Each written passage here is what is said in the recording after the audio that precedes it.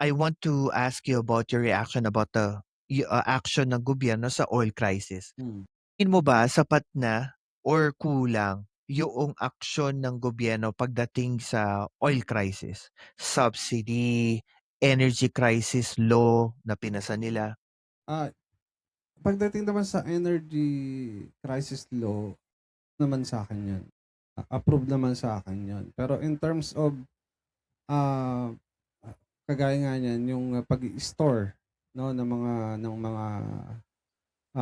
sabihin natin ng mga, gasolina, mga oil, do'n tayo nagkulang, eh. Kasi sabi nga 'di ba, sabi nga ng iba 'no, ng mga analyst din na yung mga ibang bansa is nag-i-store sila ng, ah, ano ba 'yun, 90 or 100,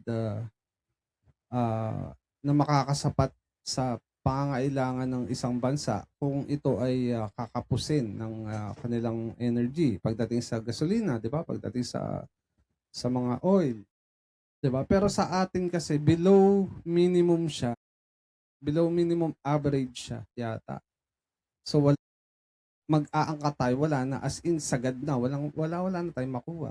So, yun yung pagkakaiba. You know, isang theory dyan, and I cannot back this up with evidence, pero based lang sa experience ko before, Hmm, meron ako theory na I wanna test my theory and I wanna ask your reaction pagdating dito sa oil okey, crisis. sige. Ang tingin ko dito, it's mostly social media, ah,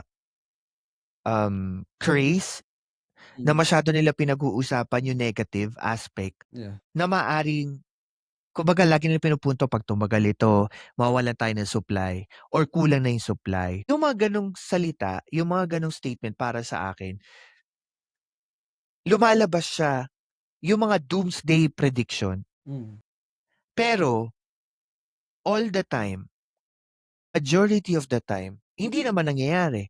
Nagkakaroon tuloy ng panic buying yung ano nangyayari sa panic buying? Sinong kumikita? Mga negosyante. So I think this is nga yung word na gatas na gatas. I think yung mga oil companies na ito yung mga nagbibigay ng pera sa mga, media company to push this narrative na, "Oh, mawawalan na tayo ng ganito." Kaya yung ibang tao, they started panic buying and ako, personally, I think that President Marcos, with this oil crisis, they already know and they have 100 steps on how to figure this thing out if tomorrow wala na tayong oil or if next week wala na talaga tayong oil. hmm, Kasi what if, kasi ganito, ang naisip ko, what if matapos yung, hmm. so it means to say yung mga nag-panic buying, ano mangyari sa kanila?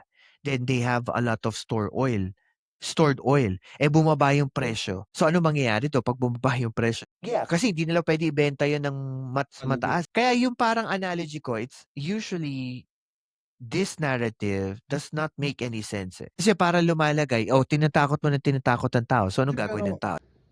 Ako si Professor Roland Simbulan at ito ang Philcast kung saan ang katotohanan ay walang takot na sinasabi.